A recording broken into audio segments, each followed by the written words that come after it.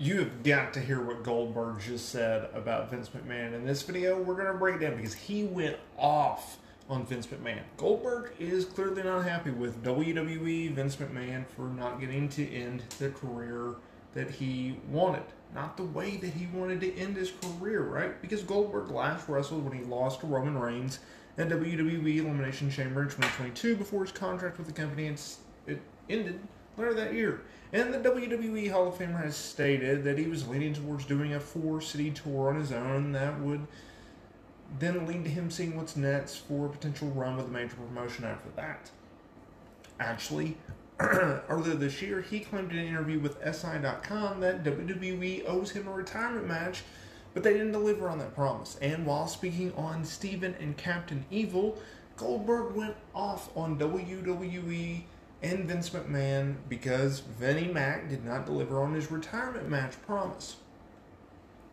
Now, just keep in mind that Goldberg is a guy that was pushed very, very strongly when he returned to the company in 2017. He was Universal Champion, right? He beat Brock.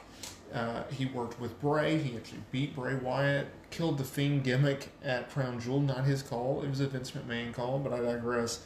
And this is what Goldberg had to say. Vince McMahon is a lot like Dana White, UFC president.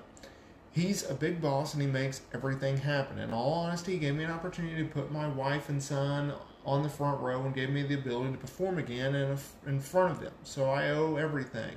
Until we went to Saudi Arabia, and then he asked me to put over Roman Reigns, and I had COVID. I remember calling him from my house and said, listen, here's the deal. I'll do it if you give me a retirement match. I did what he asked as a performer. I was 56 years old. As a human being, you're conscious about how the way you look in a bathing suit, especially 2 months prior to being in the bathing suit. You couldn't work out because you had COVID. I put myself in a horribly situation to get what I wanted, but to give him what he wanted.